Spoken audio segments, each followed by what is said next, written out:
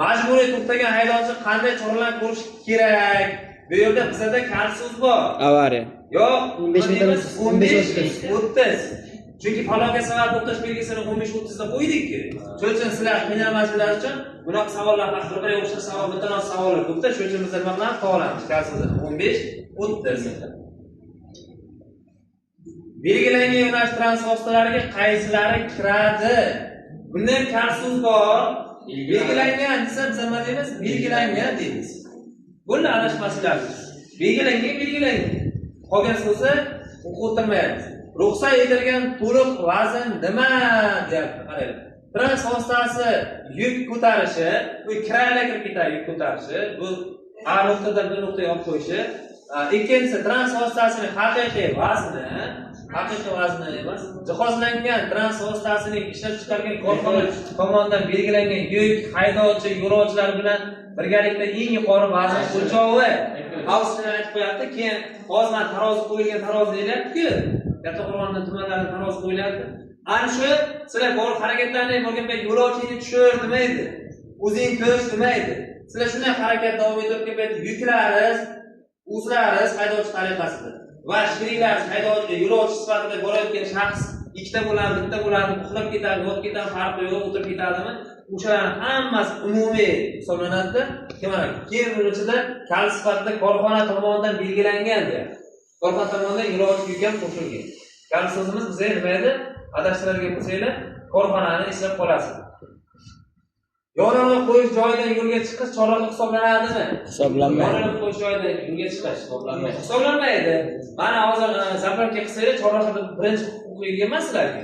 Agar chorraha hisoblansa, o'ng tomondan chiqishlaringizda sizlar yo'l berish kerak edi. Gilamda keladigan. Bizga hisoblanmaydi. Qaysi yo'l asosiy yo'l hisoblanadi? Siz kal so'zimiz bor yerda. Biz nima deymiz? Ko'proq deymiz.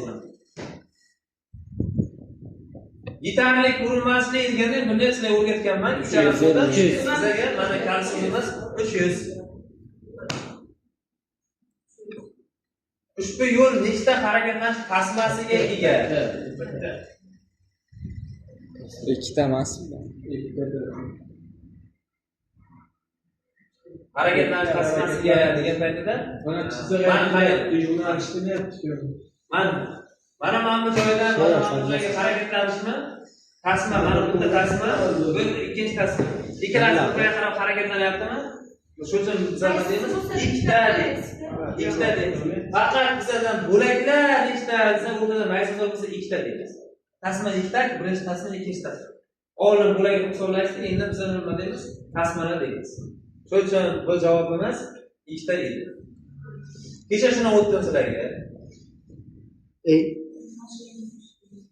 O't o'tish atamasi nimani bildiradi? Nimamiz bor? Kal so'zimiz bor. Keyin mana buni anaqa qilamizda. Shuni belgilab bo'ladi. Qarama-qarshi yo'nalish. Bizga oson savollarimizdan javoblarimiz ham oson, lekin biz faqat kal so'zdan yodlashimiz kerak. Yo'l transport hodisasi bu. Qaranglar, yo'l harakati qatnashchilarining yo'l transport hodisalari va ularning oqibatlaridan himoyalanganlik darajasini aks ettiruvchi yo'l harakati holati. Keyin transport vositasining yo'lda harakatlanishi jarayonida ro'y bergan fuqarolarning halok bo'lishiga yoki sog'lig'iga zarar yetishiga. Bizga kal so'z fuqarolarning halok bo'lishiga yo'l transport avariya deymiz. O'sha yo'l transport hodisasi bo'ladi. Piyodalar o'tish joyi bu. Bunday kal so'zimiz bor. 516 516 yo'l belgilari, 113 114 yo'l chiziqlari bor. Zebra chiziqlari bor, oq sariq. Mana shular. Agar o'sha joyda bizga hozir so'rab qoladi, oq qizil deb so'rasa nima bo'ladi? Maktab bor. Maktab nomidan chiziladi. Ushbu ko'rsatilgan yo'llar nechta qatnov qismiga ega? Nechta qatnov qismi? O'ng tomonda chapdagi bitta, o'ng tomonda ikkita. Chapdagi bitta, o'ng tomondagi nechta? Ikkita.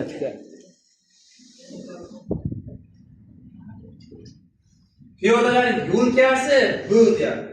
qatnov qismi tutashgan yoki undan maysazor ariq maxsus maysazor ariqlarimiz bo'larga to'g'rimi? Buni birinchi savolni olib tashlaymiz javobdan. Yo'lda piyodalar harakatlanish uchun mo'ljallangan va transport vositalari harakati taqiqlangan qismi. Chunki qaranglar, mana bu yerda mana 516 yo'l 1, 516 yo'l belgilari, 1 3 yo'l chiziqlari faqat piyodalar o'tish joyida o'rnatiladi yo'l belgilari. 1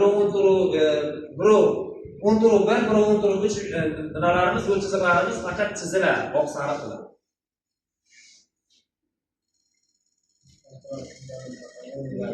Belgilanadi.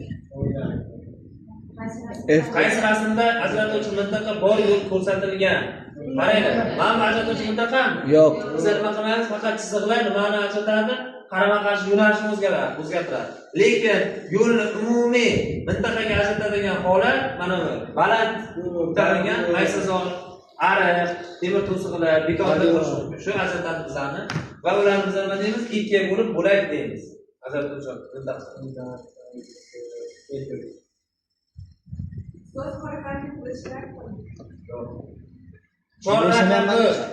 Chorraha. Bu yerda ham kaliti so'zimiz bor. Chorraha. Yo'llarining o'zaro bir sathda kesishadigan, tutashadigan va ayriladigan joyi. Bevosita yo'lga tutashgan va transport vositalari o'tib ketishi uchun mo'ljallanmagan bo'lgan yondashuv qo'ladi. Chorraha bo'lmaydi. Yo'lning relsi transport vositalari harakatlanishi uchun mo'ljallangan qismi. Mana bu yo'lning relsi transport vositalariga atamamiz ham bor. Bu nimaga qaysi tegishli? Qaysi tegishli? Qatnov qismiga tegishli. Avtomobillarning bir qator bo'lib harakatlanish uchun yetarlicha keng bo'lgan, yo'l chiziqlari bilan belgilangan yoki belgilanmagan yo'l qatnov qismining har qanday bo'ylama bo'lagi nima deb ataladi? Harakatlanish tasmasi. Nimaga degan paytda Samarqandga ketyapti, bilasizlar? U qatnayda belgilangan ayrim joylar chiziq bilan, ayrim joylar chiziqsiz. Tushunarlimi? O'sha uchun biz uchun nima edi bu? Harakatlanish tasmasi. Biz bu bug'doy joylarda harakatlanmayapmiz-ku, tasmalar qilingan-ku, to'g'rimi? Boshqa joylar, ayrim joylar belgilanmagan, biz nima qilamiz? O'sha yo'llar doim ketayotgan ikkita yo'llar dizil bo'lib qolgan. Biz qarama-qarshi tomondagi g'alati qilmasa ketaveramiz. Yo'l harakati xavfsizligini ta'minlash deyapti. Yo'llarda harakatni boshqarish bo'yicha huquqiy, tashkiliy, texnikaviy tadbirlar va boshqaruv harakatining majmui yo'q. Yo'l transport vositalarining kelib chiqish sabablari oldini olishga, ularning og'ir oqibatlarini kamaytirishga qaratilgan faoliyat deyapti. Qaranglar, effektivligi masalan aniq faoliyat. Nima ish qilasan desa, gayda ishlayman deb bir xil aytadi. O'shani gayda. Nima ish qilasan desa, masalan, qandolatda ishlayman. Ustaman.